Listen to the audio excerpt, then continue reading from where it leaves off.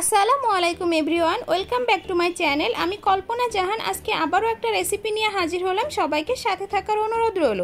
আজকে আমি বানাবো 2টা পাকা আম দিয়ে দারুণ স্বাদের মিনি কেক, আর স্টিলের বাটি এবং চায়ের কাপে বানিয়ে দেখাবো এই কেকটা। এই কেকটা বানাতে খুবই অল্প সময় লাগে। চলুন আমি কিভাবে বানাচ্ছি সেটা আপনাদের সাথে শেয়ার করি। এখানে আমি নিয়ে নিয়েছি 2টা পাকা আম।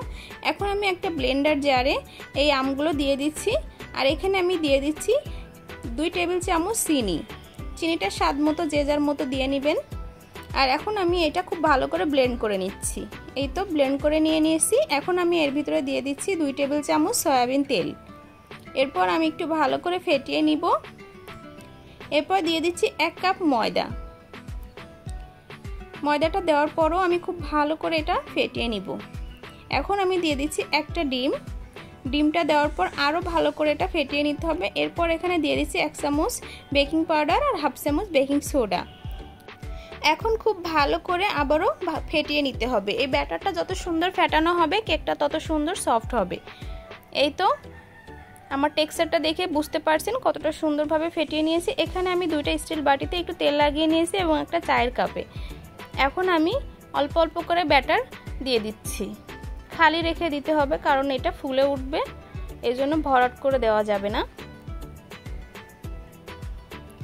এই তো আমি ঠিক এভাবে একটু ট্যাপ ট্যাপ করে নিচ্ছি।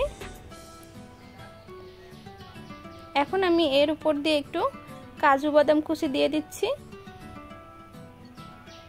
এর জন্য একটু খেতে সুন্দর লাগবে আর কি। যে যার মতো ড্রাই ফ্রুট দিয়ে নিতে পারেন। এখানে আমি একটা প্যান আগে একটু ফ্রি হিট করতে দিয়েছিলাম। এরপর আমি এর উপরে বসিয়ে দিচ্ছি বাটিগুলো। এখন আমি ঢাকা দিয়ে দিব। লো হিটে আমি এটা 40 মিনিট বেক করে নিব।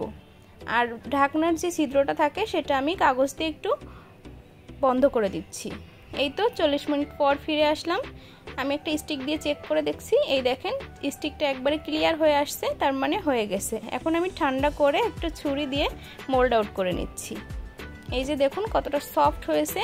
আমি একটু কেটে দেখাচ্ছি আপনাদেরকে। কেকটা কিন্তু সত্যি খুব সুন্দর হয়েছে। আমার ভিডিওটা কেমন লেগেছে সবাই কমেন্ট করে জানাবেন। আর যারা চ্যানেল থেকে দেখছেন একটু সাবস্ক্রাইব করে দিবেন, আর যারা পেজ থেকে দেখছেন একটু ফলো দিয়ে দিবেন। আর সবাই ভালো থাকবেন।